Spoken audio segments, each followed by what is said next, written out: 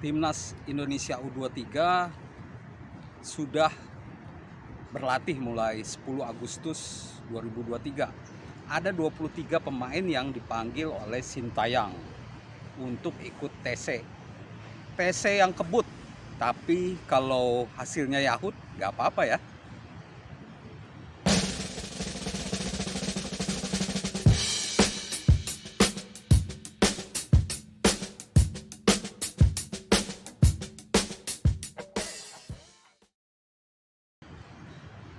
Halo teman-teman semua, jumpa lagi dengan saya Depri Saipullah.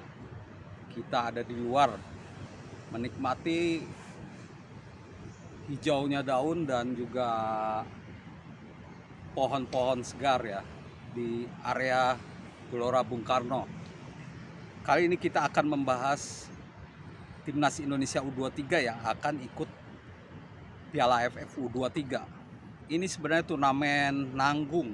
Mengapa nanggung? Karena turnamen yang digelar sejak 2005 ini mepet dengan turnamen lain, sehingga mengganggu kompetisi ya. 23 pemain sudah dipanggil oleh Sintayong. Itu pun sempat negosiasi ya, karena sebelumnya ada 26 pemain sebenarnya. Negosiasi dengan Persija dulu karena Persija tidak setuju pemainnya dipanggil. AFF ini tidak masuk agenda FIFA sehingga klub tidak wajib untuk melepasnya. Sebelumnya Sintayong sempat mencantumkan pemain asing seperti Ivan Jenner dan Rafael Struijk, tapi ya tak mungkin dilepas oleh klub luar negeri. Nah, dengan kekuatan yang ada sekarang, apakah Timnas Indonesia bisa juara? Indonesia pernah juara tahun 2019 saat Piala AFF U23 berlangsung di Kamboja. Pada edisi sebelumnya Indonesia tidak ikut karena pandemi Covid ya. Saat itu baru selesai AFF 2021, pemain tidak bisa ikut karena masih Covid. Nah, terkait peluang Indonesia, skuad yang ada sekarang merupakan alumni Timnas Indonesia U22 yang ada di SEA Games. Jadi menurut saya chemistry mereka cukup baik. Hanya saja ada beberapa pilar yang tidak bisa ikut seperti Pratama Arhan, Witan, Marcelino. Tapi rata-rata semuanya baru. Bukan baru, rata-rata masih ada seperti Hernando, lalu ada Rizky Ridho, ada juga Irfan Jauhari, ada Ramadan Sananta. Nah, PSSI tidak menetapkan target di Piala AFF U23 ini. Ini malah jadi pemanasan untuk AFC U23 sebenarnya yang berlangsung bulan depan September di Solo, Stadion Manahan Solo. Jadi menurut saya malah ini ajang untuk kesempatan pemain-pemain baru. Jadi sebenarnya hanya Rizky Ridho yang yang paling berpengalaman ya. Menurut saya malah Rizky Ridho harusnya tidak dibawa lah. Lebih baik disiapkan untuk AFC U23 yang lebih krusial karena menjadi tiket ke Olimpiade 2024. Sedangkan AFF U23 ini ya hampir sama lah AFF tapi level junior, dan Indonesia pernah juara dan hanya ada 3 negara yang baru juara, yaitu Thailand, Vietnam, dan Indonesia. 3 negara kuat. Nah, di AFF U23 ini kita akan satu grup dengan Thailand dan Timor Leste. Malaysia dan Timor Leste maksud saya. Ada 10 negara. Dan karena dibagi 3 grup, karena ada grup yang hanya 3 negara, maka yang diambil adalah juara grup. Nah, juara grup plus runner up terbaik. Menurut saya peluang Indonesia untuk lolos minimal runner up cukup besar, apalagi melawan Malaysia. Kita tidak melawan Malaysia di SEA Games. Disebut mudah 3-3, tapi ada peluang untuk mengalahkan Malaysia. Sintayong juga udah tidak terlalu bereksperimen. Dia sudah mendeteksi pemain-pemain muda potensial yang bisa meraih hasil maksimal. Menurut saya minimal kita jadi runner up terbaik lah, tapi harus juara lah.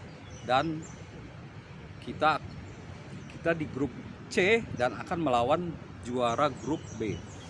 Kalau runner up terbaik, kita akan melawan juara grup A yang mungkin dimenangkan oleh Thailand.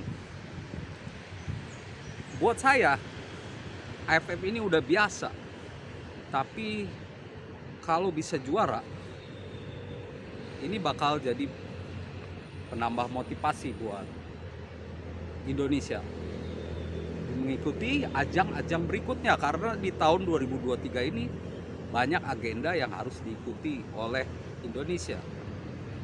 Selain itu Sintayong juga belum berhasil meraih gelar bersama timnas Indonesia. Menjelang akhir kontraknya tahun depan, dia harus memberi gelar. Inilah kesempatannya. Tapi ironisnya, kita tidak berlatih dengan lama, mulai hari ini sampai 14 Agustus. Setelah itu berlatihnya mungkin di Thailand. Indonesia main 18 Agustus melawan Malaysia. Dan menurut saya peluangnya 60-40 lah untuk Indonesia.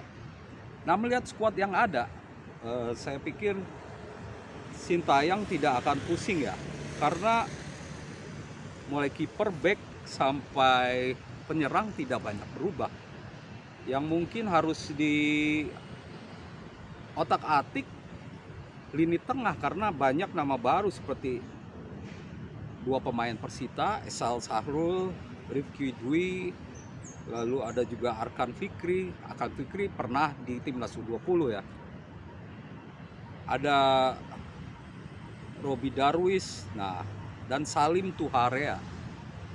Ini nama baru yang bisa dicoba oleh TY. Biasanya posisi tengah ini kan Marcelino, ada Alfreanda Dewangga gitu.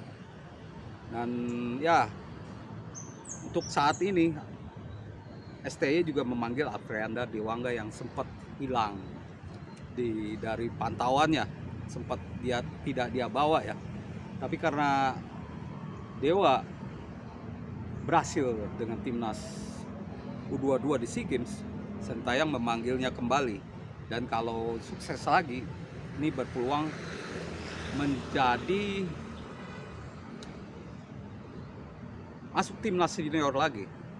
Dan menurut saya pemain-pemain yang dipanggil di U23 sekarang harus memberikan yang terbaik, karena mereka juga memikirkan main di AFC U23, Piala Asia U23 juga. Dan yang lebih panjang lagi adalah timnas senior. Jadi tidak hanya mencari prestasi, tapi buat pemain-pemain ini mereka harus memperjuangkan tempat. Dan buat pelatih, buat Sintayong ini malah menjadi ajang seleksi. Nah, kalau di timnas senior kurang pemain, ada pemain-pemain ini, seperti kita akan melihat bagaimana Salim Tuharea atau Eshal Sahrul, dan juga Frankie Misa misalkan, Jaki Ashraf. Sebenarnya ini pemain-pemain yang sudah dikenal Sintayong juga, cuman di U23 baru sekarang. Mereka sebelumnya di U20. Jadi menurut saya hasil bagus bukan tidak mungkin, walaupun persiapannya kebut. Hanya 4 hari atau seminggu lah. Kita tahu bahwa pemain-pemain ini matang di kompetisi, jadi tidak perlu lama-lama lagi untuk berlatih. dan saya yakin siap. Walaupun kebut, hasilnya harus Yahut. Demikian teman-teman ulasan saya soal Timnas U23. Semoga Timnas Garuda Muda bisa meraih prestasi di Thailand nanti. Terima kasih atas perhatiannya dan salam olahraga.